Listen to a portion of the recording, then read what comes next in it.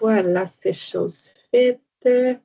Donc, bonjour tout le monde et bienvenue à cet atelier veilleur ouvert à toutes et à tous qui, pour une première, est offert en simultané au CIUS de l'Estrichus et au CHUM. Dans le fond, on a choisi de travailler cette initiative, de vous offrir ce webinaire en collaboration, étant donné que la thématique a été travaillée justement avec nos deux conseillères en équité, diversité et inclusion, respectivement, de chacun de nos établissements. Puis, c'était dans une perspective aussi d'essayer des nouvelles collaborations, notamment avec l'avenue de Santé Québec. On se disait que ça pouvait être quelque chose d'intéressant à essayer. Donc, mon nom est Marilyn Nessard, je suis du service santé bien-être à la direction des ressources humaines pour le CIUS de l'Estrichus et je serai votre animatrice aujourd'hui pour ce webinaire. Puis, on a choisi de présenter cette thématique-là, notamment dans le mois de juin, parce que c'est le mois des fiertés, un moment qui est important pour célébrer la culture LGBTQIA+, et promouvoir le droit des personnes, justement, de cette communauté. Mais on a choisi d'élargir le concept pour être encore plus inclusif et intituler cet atelier « Les microagressions dans un contexte de diversité, comprendre pour mieux agir ». Donc, nos conférencières aujourd'hui, comme je le mentionnais, Sonia Doiron, conseillère en ADI au CIUS de l'Estrichus, et Karine Enfield, qui est aussi conseillère en ADI, mais au CHUM. Donc, avant de vous passer la parole, mesdames, je rappelle que l'atelier est enregistré. Donc, le lien vers l'enregistrement vous sera envoyé par courriel suivant le webinaire. Vous recevrez également la présentation PowerPoint. Puis, pour s'assurer du bon fonctionnement du webinaire aujourd'hui, si vous avez des questions, on apprécie pouvoir les recevoir, mais étant donné qu'on est vraiment nombreuses, dans le webinaire, on vous suggère d'utiliser le clavardage pour poser vos questions. Je vais pouvoir soutenir Sonia et Karine pour l'animation au niveau des questions. Puis, à la fin du webinaire, on va apprécier si vous pouviez prendre quelques instants pour compléter le formulaire d'appréciation. C'est toujours un document qui est intéressant pour nous pour pouvoir améliorer nos ateliers qui sont offerts à notre communauté au niveau des veilleurs, mais de façon plus large aussi à notre communauté interne, puis là maintenant respectivement de nos deux établissements. Donc, je vous passe la parole, mesdames, donc Sonia puis Karine, pour que vous puissiez commencer l'animation du webinaire. Merci beaucoup, Marilyn. Donc, je vais être brève parce qu'on a beaucoup de choses à vous partager aujourd'hui, beaucoup de contenu. Donc, je travaille au CHUM comme Marilyn l'a mentionné. Mon titre officiel, c'est APPR, mais bon, c'est l'équivalent de conseillère EDI. C'est bien correct. Alors, ça me fait plaisir d'être à vos côtés aujourd'hui, d'être en compagnie de ma collègue du CIUS de l'Estrie pour parler microagression. Alors, Sonia, je te passe la parole là, sans plus tarder. Parfait. Merci, Karine. Merci, Marilyn. Bonjour tout le monde. Sonia Doiron, APPR, conseillère en équité, diversité et inclusion pour la direction des ressources humaines ici au CHU. Je vais commencer par vous partager mon écran, puis ensuite, on va débuter la présentation. Ça ne sera pas tellement long. J'arrive. Est-ce que vous la voyez? Oui, non, on voit bien. Oui, ça fonctionne. Parfait. Excellent. Donc, on débute. Dans un premier temps, le plan de la présentation, donc les objectifs pour aujourd'hui, c'est qu'on s'est fixé, Karine et moi, dans le fond, de comprendre ce qu'est une microagression, de clarifier avec vous les impacts d'une microagression, de discuter du rôle des personnes impliquées et de vous outiller sur les comportements souhaitables par la suite. Donc, ce sont nos objectifs. Karine, je te cède la parole. Merci, Sonia. Donc, simplement vous dire aussi qu'à la fin de la présentation, on va avoir du temps avec vous. Donc, si jamais il y a des questions en cours de route, n'hésitez pas à les prendre en note et puis on va être disponible après pour y répondre. Alors, on commence bien sûr à mettre la table. Qu'est-ce qu'une microagression? De quoi parle-t-on exactement? Je vais vous cibler un peu les éléments principaux à retenir dans les différentes définitions qu'on a retenues pour vous, dont les auteurs sont c'est là en bas de page. Alors d'abord, bon, bien sûr, on parle de commentaires, on parle d'actions. Ça, c'est un aspect important de la définition, souvent subtil. Et puis, ça a des conséquences. Souvent, c'est blessant, c'est offensant pour la personne qui les reçoit. Donc, l'aspect offensant est important à retenir. Ça va viser aussi des personnes, des groupes minoritaires. Donc, à ce moment-là, on va parler des personnes en situation de handicap, par exemple, des personnes de la diversité sexuelle, de la pluralité des genres et bien d'autres. Donc, tous les groupes auxquels on s'intéresse en EI. Donc, ça va viser particulièrement ces personnes-là. Souvent, la microagression également va être involontaire. Et puis, elle va renforcer aussi souvent des stéréotypes. Donc, autre élément à retenir, et on va vous donner des exemples de ça un peu plus tard. Vous allez comprendre de quelle façon ça renforce les stéréotypes. Autre élément important de la définition, donc, c'est une action de discrimination aussi. Qui est à l'encontre des personnes qui ne sont pas issues là, du groupe majoritaire ou du groupe dominant. Donc, discrimination, qu'est-ce qu'on doit comprendre de ça? On doit comprendre qu'il y a des effets pour les personnes qui les subissent. Donc, on parle à ce moment-là de perte de privilèges, de perte d'avantages. On parle justement de certains privilèges que certaines personnes n'ont pas, alors que d'autres personnes ont. C'est ça un peu l'idée de la discrimination. Également, on parle aussi du fait que c'est ancré dans l'identité sociale des personnes qui sont ciblées. Qu'est-ce qu'on entend par ça, l'identité sociale? Vous allez voir que souvent, la microagression, ce qu'elle a comme effet, c'est qu'elle va renforcer la personne dans sa différence. On va mettre l'emphase sur le fait qu'elle appartient à un autre groupe. On va sans cesse lui ramener sa réalité d'être une personne différente. À ce moment-là, il y a comme un clivage qui va s'installer entre la personne et les autres, entre son groupe et le nôtre. Donc, c'est pour ça qu'on parle que ça affecte l'identité, ça polarise par rapport à notre position dans la société, dans notre groupe de travail, dans notre environnement aussi.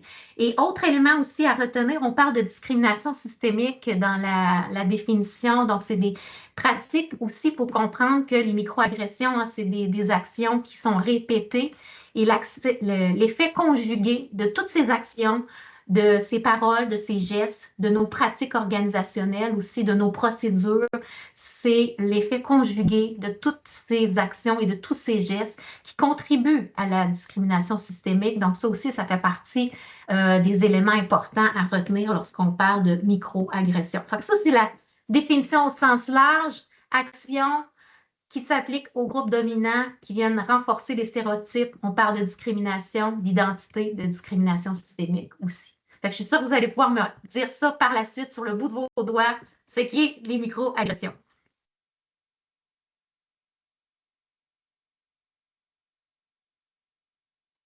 Par la suite, on va vous présenter aussi maintenant les microagressions. Là, on vous a présenté une définition un petit peu plus théorique, mais il y a des façons un peu plus humoristiques aussi d'en parler. Et puis, on va vous présenter une vidéo qui a été faite par Télé-Québec. C'est une série de vidéos Briser le code.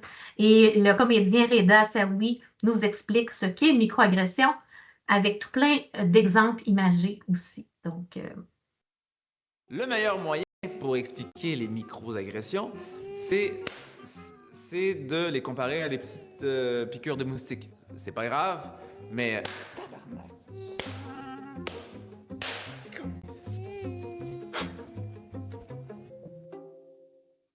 Hey Mohamed, tu viens d'où? Non mais, pour vrai, tu viens d'où? Ah, ok, Liban. Ok, cool. Cool. Moi, une fois, j'étais allé au Maroc. J'avais l'impression d'être dans Aladdin. Oh, il y avait un gars, j'ai rien demandé, il m'a mis un serpent sur le cou. En tout cas, j'aimerais ça aller au Liban, là. C'est à côté de Marrakech. Tu sais, souvent, le pire, c'est que ça part d'une bonne intention. Mais j'entends souvent l'argument, ouais, mais moi, quand je me fais demander je viens d'où, je le dis, là, Valleyfield, là, puis ça s'arrête là. Là, frère, dans ma poche, juste ici, tu vois, j'ai un contre-argument. Oui, on le sait. Tu penses peut-être que tu es la première personne à demander à Mohamed d'où il vient aujourd'hui. Mais ce que tu sais pas, c'est que Mohamed s'est peut-être fait demander ça plusieurs fois aujourd'hui, puis hier, puis avant-hier, puis tous les jours de sa vie, même s'il est né ici.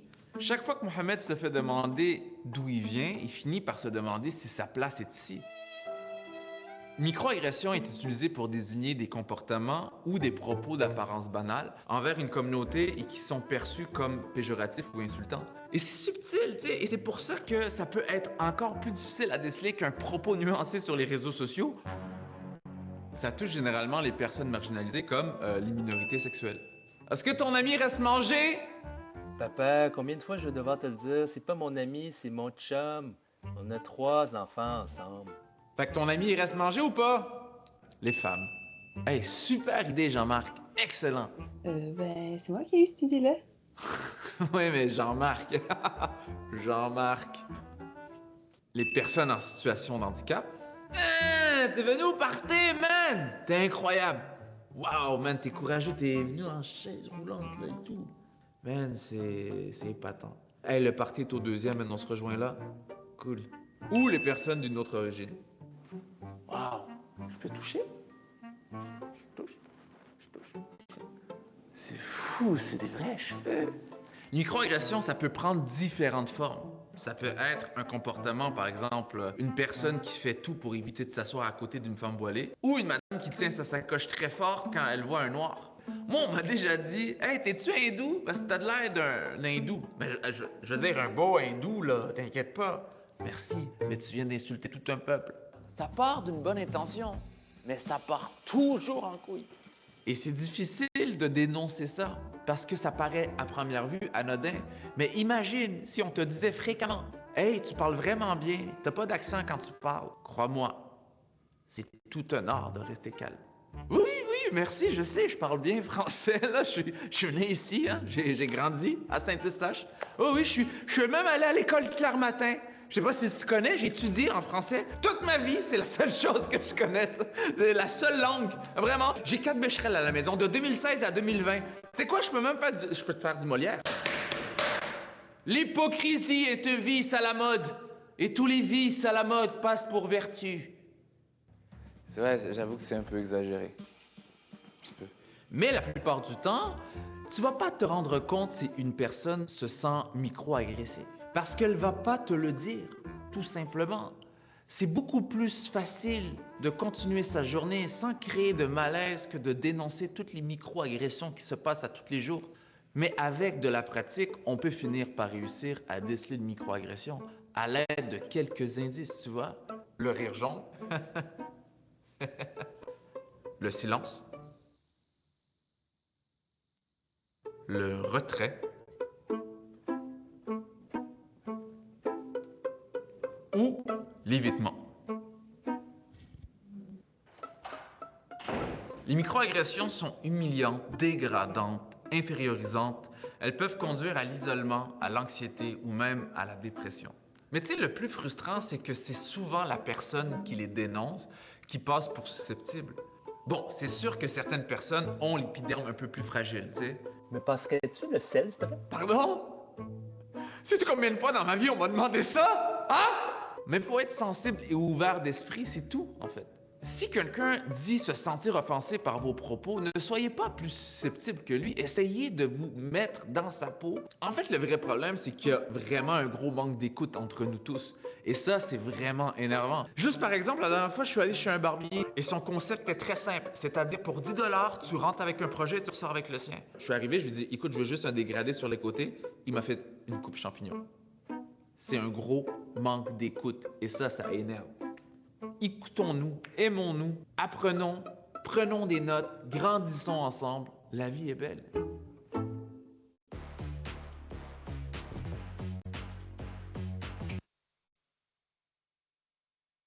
Alors, on va maintenant poursuivre avec des exemples de microagressions. J'espère que vous avez apprécié la vidéo. Il y avait beaucoup de contenu intéressant. On va pouvoir faire le lien avec certains de ces contenus là, dans nos prochains échanges. D'abord, un type de microagression qu'on voit qui est une des plus communes, je pense, c'est la micro-insulte. Donc, quand on parle de micro-insulte, on va parler d'atteinte à la personne, une atteinte qui est soit verbale, qui est soit non-verbale, qui est souvent involontaire.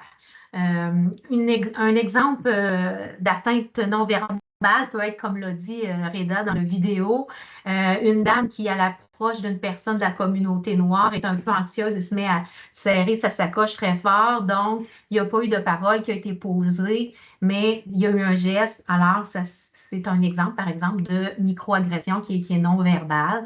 On a donné également des exemples dans la vidéo là, par rapport à la langue parlée. Donc, lorsqu'on fait un commentaire à une personne, à l'effet qu'elle parle très bien français pour son origine, ça aussi, c'est considéré comme une microagression.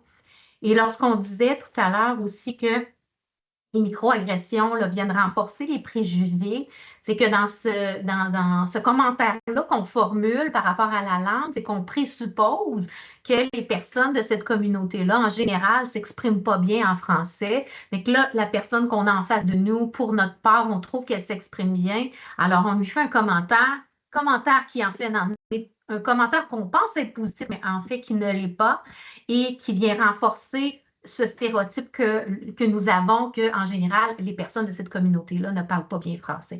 Fait que vous pouvez avoir une illustration là, concrète de ce que ça implique. Une autre microagression serait la microattaque.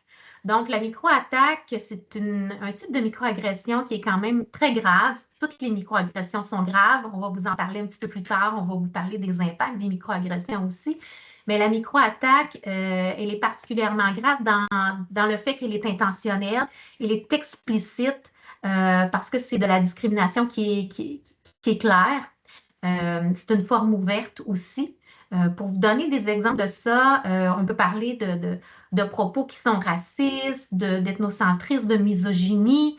À ce moment-là, on peut avoir ouvertement une conception que notre culture est supérieure à l'autre. On peut avoir une conception que les femmes sont de moindre valeur. Donc, on a une attitude hostile, vraiment, par rapport à certaines personnes et on va le manifester par différents gestes ou commentaires.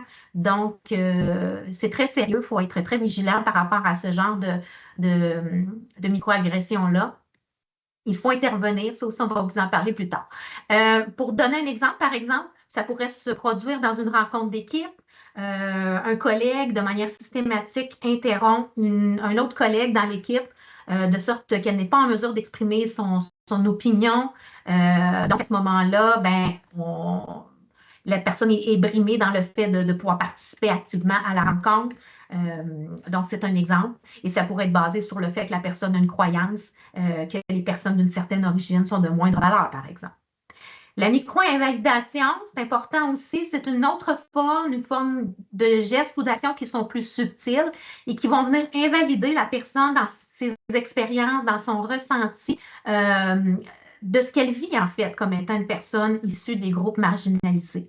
On vous donne un exemple, ça peut être par rapport à une personne en situation de handicap, par exemple, qui partagerait avec ses collègues les obstacles qu'elle a vécus et le collègue viendrait répondre que selon lui, son handicap n'est pas vraiment un problème, que peut-être qu'elle exagère un peu. Alors, vous voyez, on est en train un petit peu d'amoindrir son expérience ou son vécu.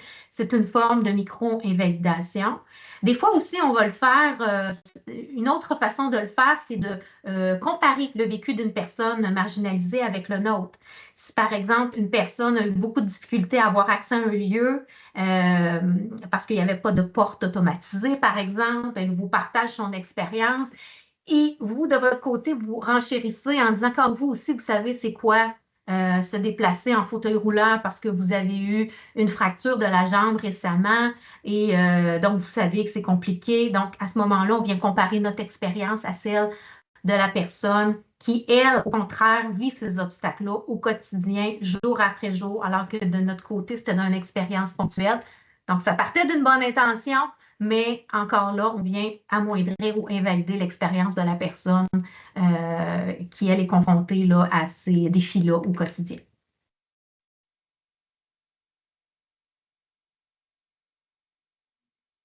Merci, Karine.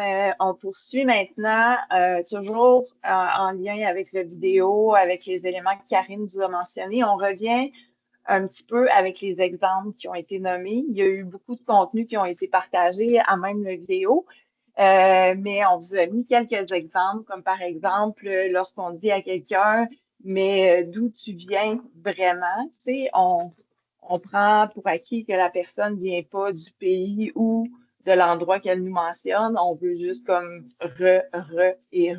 valider dans certains cas. Donc, on en rajoute toujours une couche. Un autre exemple, lorsqu'on est en présence d'une personne racisée, de lui faire le reflet suivant. Je sais que tu es noir, mais t'es pas noir. Tantôt dans la vidéo, on a parlé de la langue française. Effectivement, lorsqu'on revient à une personne qui s'exprime en français dans un accent, de lui dire votre français est si bon, pour mentionner qu'il ne vient pas d'ici, de lui rappeler, en fait. Puis, il y a aussi d'autres formes de microagressions dans nos façons de nous exprimer. Entre autres, de faire des blagues sexistes est une forme de microagression. Afficher seulement des images d'un groupe dominant. Lorsqu'on fait des campagnes de sensibilisation sur nos affiches, lorsqu'on met en valeur ces groupes dominants versus des groupes issus des communautés diversifiées. Si on n'offre pas la possibilité d'avoir des toilettes non genrées, peut constituer des microagressions également. Mégenrer une personne ou ne pas utiliser le prénom choisi. Commenter le contenu de l'assiette d'une personne que vous estimez en surpoids. Puis se surprendre aussi des réalisations, comme dans la vidéo, vous mentionnez, d'une personne en situation de handicap qui vient à un party, puis on lui fait le reflet qu'elle a été courageuse, puis c'est vraiment le fun qu'elle soit là. Elle a passé par-dessus les obstacles, puis la voici parmi nous dans le party. Donc, voici des exemples. Puis on continue, tantôt Karine l'a bien mentionné, on vous reviendrait sur les impacts. Donc, oui, il y a des impacts sur les microagressions, sur les personnes qui la subissent, sur les témoins, mais aussi sur l'environnement de travail.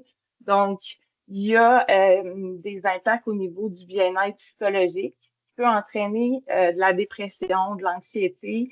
Dans certains cas, on peut aussi constater des idées suicidaires, fait que ça peut aller très loin sans même qu'on s'en rende compte. Il y a aussi des impacts sur la santé physique, donc la santé cardiaque, des douleurs. Il y a des effets sur le travail, la satisfaction sur ce que cette personne-là fait dans le quotidien. Elle peut aussi ressentir des intentions de vouloir quitter. La pression devient tellement énorme, elle est tannée de se cacher, elle subit en silence ces microagressions-là en répétition. Fait que ça peut amener la personne à penser à quitter son emploi. Ça peut aussi diminuer toutes les performances scolaires. Donc, lorsqu'on parle des jeunes, il y a un impact significatif qui peut arriver au niveau de leur environnement scolaire. Il y a de l'adaptation négative aussi. Tantôt dans la vidéo, il mentionnait. Dans le fond, quand on parle de coping, on parle de mécanismes qu'on a en tant qu'individu d'affronter et de gérer les facteurs stressants. Fait qu'il y a des éléments où on va se mettre en position, on va adopter pour des stratégies, des mécanismes qui vont être négatifs. Donc, soit on va vouloir fuir la situation, on va la nier, on va avoir le fameux rire jaune que le comédien parlait tantôt dans la vidéo. Il y a aussi des adaptations positives. Lorsqu'on fait preuve d'une certaine maturité, on va être capable de tourner le tout au dérisoire, mais ça prend quand même un certain contrôle. On finit par y arriver, mais il y en a qui ne passeront pas à l'étape du positivisme dans ces réalités-là. Il faut faire attention, ça a des impacts, il faut en prendre connaissance. Il faut en prendre conscience lorsque ça arrive, puis il ne faut surtout pas le nier à la base. Ensuite, on tombe, on vous parle de les impacts, on vous parle de ce que ça peut provoquer, on vous a parlé de la définition. On vous amène maintenant au modèle parce que lorsqu'il y a une microagression, il y a toujours 3 personnes qui sont impliquées selon le modèle que vous voyez. Vous avez la source également de ce modèle-là. Donc, il y a la personne qui est à l'origine de la microagression, il y a la personne qui est visée par la microagression et il y a la personne qui est témoin. Il y a toujours une personne témoin quelque part et tout ça est englobé par un contexte à prendre en considération. Donc, vous voyez les flèches, il y a toujours une interrelation entre ces 3 dimensions-là selon le modèle qu'on vous présente aujourd'hui. Que faire? Comment agir? Comment réagir? Chaque personne est différente. Il faut se positionner dans la personne, selon la personne que l'on est, dans le fond. Si on prend la personne qui est à l'origine de la microagression, lorsque ça arrive, c'est d'écouter, éviter de se mettre sur la défensive, prendre le temps de vous excuser. On peut reconnaître ses propres erreurs, ça se fait. Tout le monde en fait, il n'y a personne qui est parfait. Puis on ne vise jamais la perfection, mais de reconnaître déjà, c'est une bonne attitude à avoir. S'informer aussi sur la diversité, prendre le temps de connaître tous les groupes qui composent notre société, suivre des formations, assister à des webinaires, peu importe la manière que vous allez le faire, mais de se tenir informé, c'est aussi une belle façon de pouvoir prendre conscience lorsque nous sommes une personne qui est à l'origine de la microagression. Lorsqu'on s'en va sur la personne visée, cette personne-là va ressentir différentes façons de se protéger, comme on le parlait tantôt. Il y a des mécanismes, c'est humain. Donc, cette personne-là va soit agir sur le moment, donc vous dire qu'elle est blessée, vous dire que ça se fait pas, qu'elle est triste, qu'elle est en colère aussi peut-être. Elle va peut-être agir plus tard, donc peut-être qu'elle va vous revenir une fois qu'elle va s'être déposée, qu'elle va avoir pris le temps d'y réfléchir. Peut-être qu'elle va revenir plus tard vous dire comment elle s'est sentie, ou ça se peut qu'elle ne réagisse pas du tout. C'est une possibilité. Elle peut vous demander une clarification pour bien comprendre c'était quoi votre intention derrière. Elle peut effectivement, comme je l'ai mentionné tantôt aussi, nommer l'impact. Donc, des propos blessants, ça a créé de la colère, de la tristesse. Donc, elle peut prendre aussi le temps de vous nommer. Pour la personne témoin, vous avez également, si vous êtes témoin d'une microagression, des options qui s'offrent à vous. Vous pouvez aussi agir sur le moment, donc de mentionner à la personne qui est à l'origine de la microagression, de lui dire que ça ne se fait pas pour telle raison, exprimer votre opinion par rapport à ça. Vous pouvez, vous aussi, agir plus tard, puis vous pouvez aussi garder le silence et passer outre ce qui vient de se passer. On vous conseille aussi de donner d'abord votre intention à la personne visée. Donc, si vous décidez d'agir, c'est de le faire calmement, mais aussi de nommer votre intention et de toujours parler au jeu pour que la personne visée ne se sente pas agressée. Donc, d'avoir une communication qui est réceptive. Donc, toujours de parler au jeu, de mentionner ce que vous avez ressenti puis comment ça s'est passé pour vous et non sur un ton accusateur en prenant le dessus. Maintenant, Karine, je te repasse la parole. Alors, maintenant, si on essaie peut-être de faire un petit résumé ensemble, il y a beaucoup d'informations pertinentes là, que Sonia vous a communiquées, mais si on essaie de faire un sommaire des bonnes pratiques, on va en explorer quelques-unes ensemble. D'abord, rendre l'invisible visible. J'attire votre attention là-dessus parce que, comme Sonia l'a mentionné, on peut décider d'agir tout de suite, de ne pas agir, d'agir plus tard. On a toujours ces options-là qui s'offrent à nous. Par contre, j'attire votre attention sur l'importance d'être des personnes alliées dans nos organisations. C'est extrêmement important. parce que je vous partage le commentaire d'une personne qui était présente lors d'une formation que je donnais. Et lorsqu'on parlait justement de microagression, elle a partagé au groupe qu'elle était issue de la communauté noire et elle me disait que si elle intervenait à chaque fois qu'elle a une microagression dans son quotidien ou dans ses semaines, ce serait vraiment extrêmement exigeant compte tenu qu'il y a un nombre très, très important de microagressions qui se font de manière constante.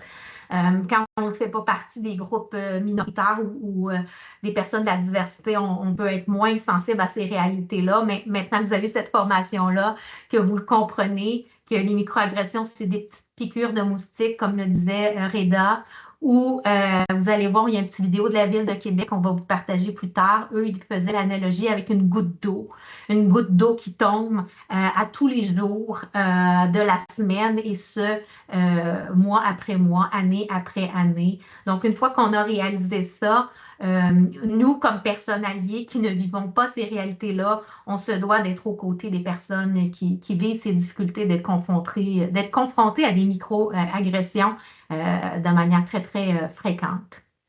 Demander plus d'explications, donc Sonia en a parlé. On veut que ces espaces de dialogue-là, lorsqu'on parle de microagressions qu'on a vécues, dont on a été témoin, on ne souhaite pas que la personne se braque. Au contraire, on vous recommande d'y aller en posant des questions, en demandant à la personne. Tu as fait un commentaire tout à l'heure à la collègue concernant sa coiffure. On était au moment de la transmission du rapport, on était devant les autres. J'aimerais que tu m'aides à comprendre ton commentaire. Je voudrais savoir pourquoi tu as dit ça, dans quel contexte. Donc, on est là à essayer de comprendre plutôt qu'être dans un mode où tu as dit telle chose, je trouve ça inconcevable, c'est un commentaire qui est sexiste. Alors là, on tombe dans poser des étiquettes sur l'autre, accuser l'autre, puis c'est pas ça qu'on veut. Au contraire, on veut créer un climat d'ouverture qui est propice à la discussion, à l'échange, qui est basé sur la prémisse que l'autre personne est une bonne personne aussi. Donc, on dit en présumant du meilleur de l'autre, c'est un peu ça. On ne va pas présumer que la personne est raciste, sexiste ou homophobe. Au contraire, on ne sait pas pourquoi elle a dit ça. Alors, allons-y de manière diplomate et allons-y en mode questionnement. Ça, c'est une bonne approche et on préconise que vous le fassiez de cette façon-là. Écouter, valider l'expérience, se concentrer sur la situation, juste avant. Alors, se concentrer sur la situation, bien sûr, et non le comportement de la personne. Donc, c'est toujours dans l'idée de décrire ce qu'on a observé, de décrire les paroles qui ont été dites, de parler de l'impact que ça a eu sur nous, de nos sentiments. Donc, vraiment dans un esprit plus factuel. Et pour les veilleurs et veilleuses que vous êtes, et pour tous les autres membres de la communauté CHUM et de Sherbrooke, sachez que vous pouvez vous inspirer des principes de la communication non violente que pour certains d'entre vous, vous connaissez déjà. Donc ça aussi, ça nous aide à rester sur les faits, à ne pas être dans le jugement. On ne souhaite pas, par exemple, dire à quelqu'un qui est raciste, c'est pas de cette façon-là qu'on souhaite aborder la discussion et c'est pas propice à un échange qui va être davantage ouvert. Donc, c'est une approche qu'on vous invite à préconiser. Aussi, autre élément, donc écouter la personne à l'origine de la microagression, valider son expérience, ça aussi, on en a parlé. Ça fait un lien aussi avec le risque de tomber dans l'invalidation de l'expérience. Donc, on en a parlé dans les types de microagressions. Donc, on souhaite pas qu'on vienne minimiser l'expérience de l'autre. Au contraire, on veut entendre la personne, comprendre son expérience, ce que ça a impliqué pour elle.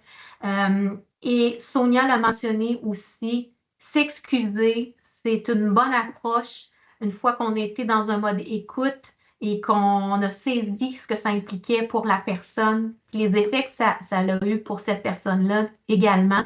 Donc, de dire qu'on est désolé de la situation, c'est une bonne façon de procéder aussi. Donc, on vous invite à le faire. Revenir sur la situation. Donc, pour la personne qui est à l'origine, oui, bien sûr, vous êtes chanceux aujourd'hui, on traite de microagression, on vous donne des notions importantes pour en parler. Donc, lorsque vous avez à en discuter avec des personnes qui ont peut-être fait une microagression, bien, servez-vous du matériel que vous avez utilisé aujourd'hui hein, vous pouvez questionner, est-ce que tu sais ce que c'est une microagression? Est-ce que tu as déjà entendu parler de ça? Donc, à ce moment-là, vous allez être capable d'ouvrir la discussion aussi. Donc, c'est de la sensibilisation que vous faites, puis vous pouvez utiliser donc le matériel que vous avez eu aujourd'hui pour parler de ce que c'est, comment ça se vit, des impacts pour les personnes qui sont confrontées à subir certaines microagressions aussi. Donc, vous pouvez, n'hésitez pas à le faire. Les personnes qui sont présentes, c'est toujours délicat. Là. On a parlé des fois d'être témoin. Des fois, ces situations-là peuvent se passer en groupe, elles peuvent se passer en équipe, elles peuvent se passer au moment où on est en train de transmettre le rapport, puis on est plusieurs. À ce moment-là, ben, je vous inviterais peut-être à la vigilance, dans le sens qu'on sait que ça survient souvent dans un contexte où là, il y a plusieurs personnes.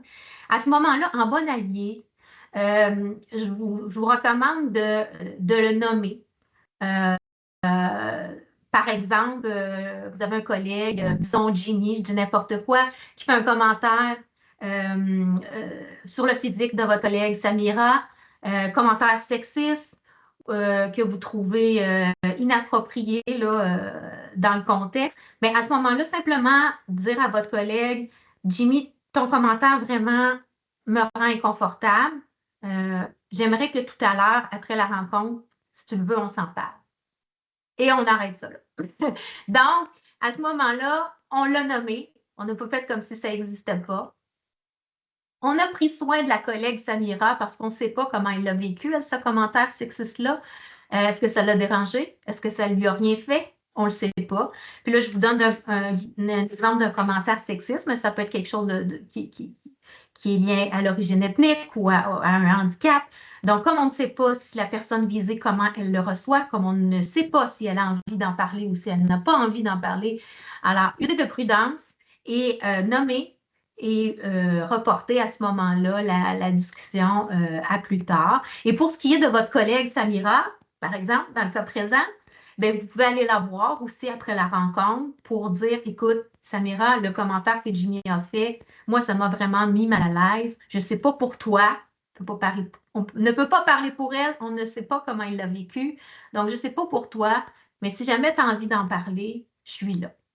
Donc, en tant que bon veilleur ou bonne veilleuse ou bon allié, vous êtes assuré de prendre soin de la personne. Donc, ça aussi, c'est une bonne façon d'agir si jamais ça survient en groupe et qu'on ne sait pas trop comment s'y prendre. Autre élément aussi à vous mentionner, c'est important quand même de ne pas l'oublier. Bon, vos gestionnaires, bien sûr, sont toujours là pour vous donner un coup de main. C'est dans leur rôle de vous soutenir pour un bon climat de travail, de s'assurer que le climat de travail est sain, inclusif. Donc, n'hésitez pas à leur demander de l'aide si vous avez besoin. Si aussi vous avez déjà fait une intervention puis que la situation ne se corrige pas, donc les comportements continuent aussi, n'hésitez pas à les interpeller. Et puis aussi, vous pouvez vous référer aussi à nos politiques organisationnelles. Donc, autant on a nos politiques de prévention, civilité, harcèlement au travail, nos politiques EDI également. Vous pouvez vous y référer aux besoins. Hein. Nos politiques vont prévoir un petit peu les mécanismes quand surviennent des situations d'incivilité ou des situations plus graves. Dans un contexte de microagression, ça peut s'appliquer aussi. Donc, on va toujours privilégier de régler la situation directement avec la personne concernée. On va aller demander de l'aide ou du soutien dans un deuxième temps. Puis, si la situation est grave ou se perpétue, on peut se renseigner pour les mécanismes de plainte. Donc, sachez que aussi, là, vous avez ces ressources-là qui sont à votre disposition, vos politiques, puis votre gestionnaire aussi, là, vos gestionnaires qui sont là pour vous aider dans ces situations-là.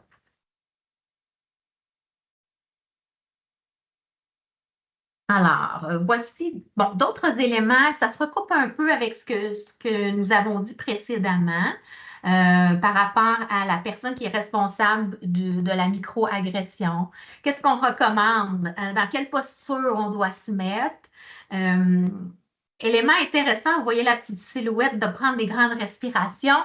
Ça aussi, vous êtes familier comme veilleur, veilleuse et d'autres personnes aussi qui sont soucieuses des bonnes pratiques de santé globale puis d'hygiène du travail.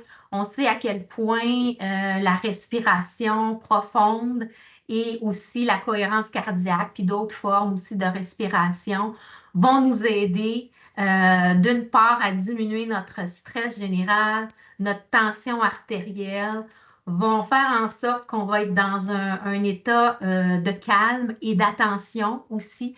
Donc, tous ces éléments qui sont favorisés par une bonne respiration et qui vont vous permettre d'être dans une bonne disposition aussi pour avoir ce genre de conversation-là, plus difficile, plus délicate. Donc, autant pour la personne qui partage sa microagression que là, dans le cas présent, pour la personne qui doit être dans une posture d'écoute, donc pour ne pas se sentir jugée, pour ne pas contre-attaquer, se justifier, minimiser l'expérience. Donc, ça nous amène à la dernière image où on dit, ben, réfléchir à ses réponses. Donc, on va être dans un état qui va être plus propice à l'attention, à l'écoute. Et on va porter attention aussi à nos réponses, la façon dont on le formule. Sonia a parlé de l'importance de parler au jeu aussi, donc de ne pas être dans l'attaque et de choisir aussi nos mots et puis de réfléchir aussi, de partir de cette discussion-là qu'on aura eue avec notre collègue en se mettant dans une position aussi où on souhaite apprendre des uns des autres. On souhaite que ça fasse son petit bout de chemin, les conversations qu'on aura eues avec le collègue pour mieux saisir sa réalité. Donc, cette posture-là de réflexion qui est importante pour apprendre, pour grandir, pour s'améliorer. Il va toujours en avoir des situations de microagression. On aura toujours à apprendre. Il n'y a pas une personne qui est pareille comme une autre. Il n'y a pas une expérience qui est pareille comme une autre expérience aussi. Donc, on est toujours dans l'apprentissage de l'autre. Et pour ça, ben, de se mettre dans une posture réflexive, c'est tout à fait souhaitable. Les deux autres aspects, les éléments là, qui sont présents aussi, on en a parlé. Donc, c'est l'importance pour la personne qui est dans une posture où elle doit communiquer à l'autre, qu'elle a bien entendu ses commentaires. Ne pas minimiser, encore une fois. Puis là, on vous met dans les bulles des exemples de choses que vous pouvez dire qui vont faire du bien aux collègues qui est la cible de microagression. Donc, je n'avais pas réalisé que ça pouvait te faire sentir ainsi. Je n'avais pas réalisé tous les impacts que ça pouvait avoir sur toi. Donc, ça va aider. Et aussi, autre élément aussi, peut-être sur lequel on n'a pas mis l'emphase, c'est aussi de laisser savoir à la personne qui est la cible de microagression que vous avez compris que indépendamment que votre commentaire était intentionnel ou pas, parce que des fois, on va essayer de se justifier, c'était une blague, c'était pas voulu, il n'y avait rien de méchant là-dedans, etc. Ce qui sans doute est le cas, c'est correct de le dire et de le nommer, mais de ne pas mettre l'emphase là-dessus et de surtout dire à la personne que vous comprenez que ce qui est important, ce n'est pas votre intention, mais que c'est l'impact que la microagression a eu pour la personne. Donc, de dire que vous avez saisi ça, je pense que ça va être rudement apprécié de la part de la personne, le fait que vous avez réalisé ces aspects-là. Puis écouter sans critiquer, ben, on l'a dit, on ne veut pas être dans une posture où on juge. Donc, vraiment de faire attention à la façon dont on va formuler notre réponse ou nos propos, toujours au jeu, tenter d'éviter de dire ben, c'est inacceptable, ça ne se fait pas. Donc, si vous avez travaillé la communication non violente, là, on est plus dans le jugement à ce moment-là. Ramenez-le à vous. Donc, ça m'a rendu inconfortable. J'ai été déstabilisée. Ça a suscité de l'incompréhension pour moi. Donc, ramenez-le à vous, puis à ce que ça l'a généré là, comme sentiment, comme réaction, plutôt que de mettre l'étiquette sur la personne. Parce qu'on ne veut pas se braquer, on veut garder ce climat d'ouverture puis de communication ouverte. Donc, appliquez là, ces grands principes-là lorsque vous devez là, recevoir une rétroaction, puis ça va beaucoup ça va faire en sorte de maximiser les chances que la conversation se passe d'une façon optimale, je vous dirais. On vous laisse aussi avec une petite citation parce qu'on a mis l'emphase sur l'importance de la posture de réflexion. Une citation de Martin Luther King qui est traduite en français là, de la manière suivante. Donc, la tragédie ultime n'est pas l'oppression et la cruauté des mauvaises personnes, mais le silence des bonnes. Alors, ça fait un lien avec ce que je vous disais, donc l'importance d'être des personnes alliées, de nommer les microagressions dont vous avez été témoin, puis de prendre soin des personnes qui en sont la cible, parce que nous avons tous et chacun, tout le monde, une responsabilité là, par rapport à ça. On vous donne aussi des petites ressources toujours utiles pour aller plus loin. Il y a également la Ville de Québec qui a fait un petit vidéo sur les microagressions aussi. Je vous parlais là un peu plus tôt de la comparaison avec la goutte d'eau. Donc, eux aussi amènent des exemples et puis donnent des explications sur le concept de microagression. Il y a aussi des organismes, ce sont des organismes là, de la région de Sherbrooke, hein, que Sonia a mis. Sachez que dans le fond, si jamais il y a des besoins d'aller plus en profondeur dans d'autres formations par rapport aux microagressions, ben, il y a des organismes avec qui on peut collaborer, des organismes qui peuvent dispenser des formations pour aller plus en profondeur pour mieux connaître encore les micro-agressions. Aujourd'hui, on en a parlé brièvement. Vous avez quand même la base. Et puis, pour les gens du CHUM aussi, n'hésitez pas. Vous avez nos adresses. Si jamais il y a des besoins additionnels là, par rapport aux micro-agressions, vous pouvez m'écrire. Et puis, l'adresse de Sonia EDI aussi est là. Donc, n'hésitez pas à communiquer avec nous s'il y a des besoins particuliers aussi. Là, on est disponible. Autre petit outil intéressant à tester, très intéressant, c'est un questionnaire qu'a mis en ligne la FTQ. Donc, c'est la Fédération des travailleurs et des travailleuses là, du Québec. Il vous propose en 15 questions de vous mettre dans la position de la personne qui a été témoin d'une microagression. Donc, ça fait vraiment un lien avec le triangle qu'on vous a proposé.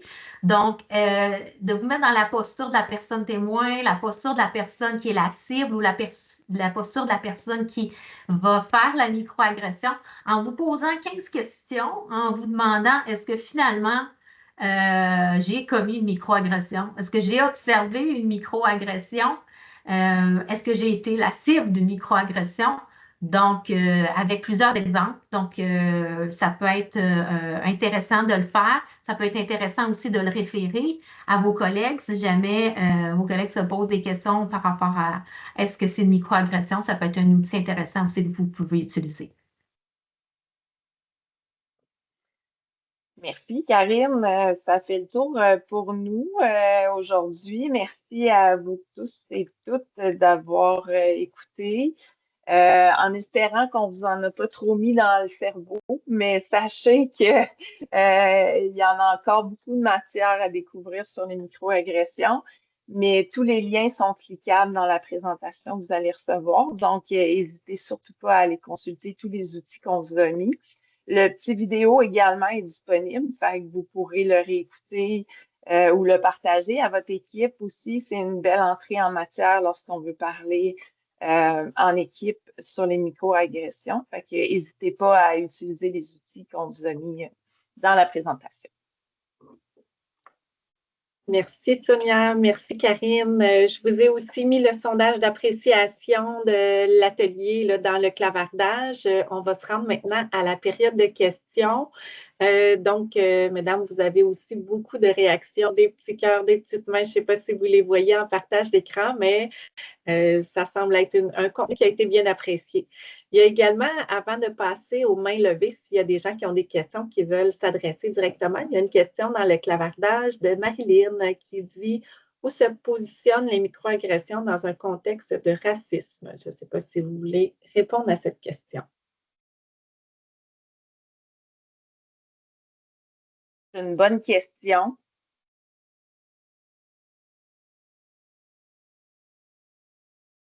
Ben, je sais pas, je dirais où se positionne. Plusieurs micro-agressions peuvent causer du racisme. C'est une des formes. Les microagressions peuvent, dans le fond, être ciblées sur différents groupes et elles peuvent être ciblées davantage sur les personnes racisées.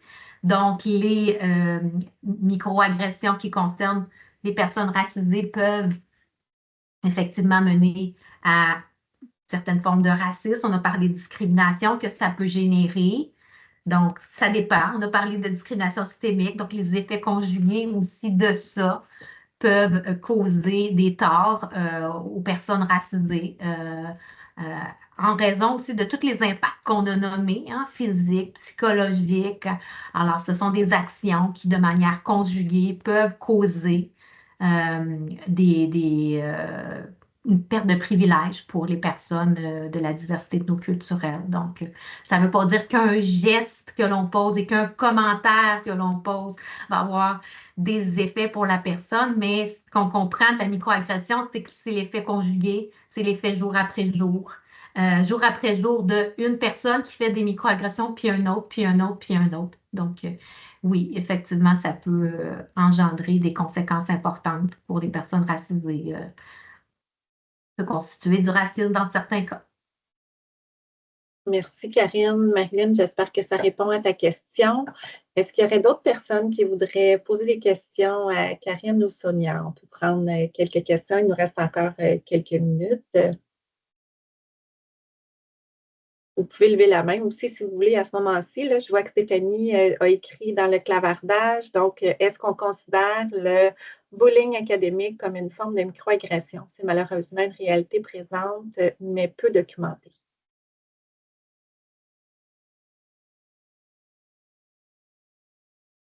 Juste pour être certaine, je ne suis pas certaine de la définition de bullying. Si Stéphanie peut. Ben, moi, ce que j'en comprendrais, le bullying, c'est l'intimidation.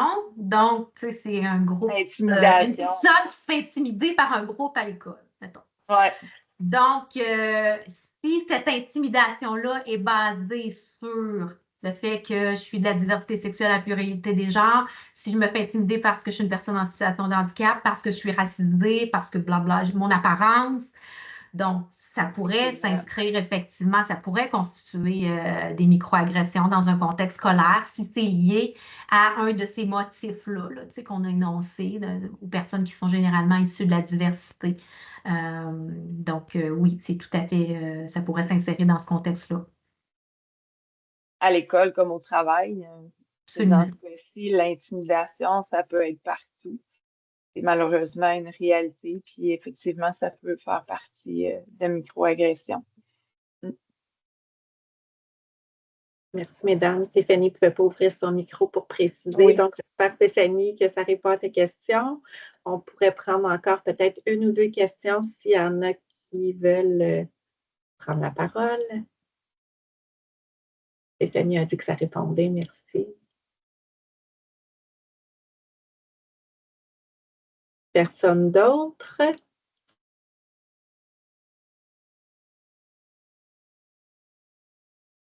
Merci Frédéric qui colle une définition du bullying, mais effectivement, là, je pense que vous aviez bien compris le concept au niveau de l'intimidation. Donc, merci aussi. Excuse-moi, Marilyn, mais je veux juste revenir sur France aussi qui a marqué un commentaire. J'apprécie cette formation qui nous sensibilise sur le vivre ensemble. Nous ne sommes pas à l'abri de faire des micro-agressions et c'est bon de s'en rappeler. Effectivement, il n'y a personne qui est à l'abri. On a tous malgré notre bonne intention derrière la possibilité de faire des microagressions. Fait que de prendre le temps de s'en rappeler, c'est une bonne façon aussi de se sensibiliser en tant que communauté à dire que ça existe, comment maintenant on vit avec et comment on fait pour les minimiser et en prendre de plus en plus conscience. C'est bon, effectivement, de se le rappeler. Effectivement, j'allais y aller avec presque ce mot de la fin, Sonia. Merci de l'avoir repris. Mais effectivement, cet angle-là que vous avez pris dans la présentation, de dire que même si ça part d'une bonne intention, ça peut constituer une microagression est super intéressant pour une sensibilisation encore plus grande là, pour favoriser des milieux de travail qui sont bienveillants. Donc, merci, mesdames, d'avoir apporté ce contenu hyper pratique également. Donc, vous avez mis des mots en bouche, donc comment on peut formuler avec des bons commentaires, des bonnes pratiques, des commentaires pour un milieu encore plus inclusif. Donc, merci à vous deux. Je vous rappelle que la présentation PowerPoint et l'enregistrement va être envoyé par courriel. Je vais recoller le lien vers le sondage qui prend quelques minutes à compléter seulement si vous voulez prendre un moment pour remplir. Moi, je profite de l'occasion par la suite pour retourner les commentaires aussi à nos présentatrices de la journée. Alors, merci tout le monde. Il vous reste encore 4 minutes pour profiter de votre heure de dîner. Merci, mesdames, encore une fois, et je vous souhaite une bonne journée. Merci, bonne journée à tout le monde. Bonne journée. Merci beaucoup. Excellente journée.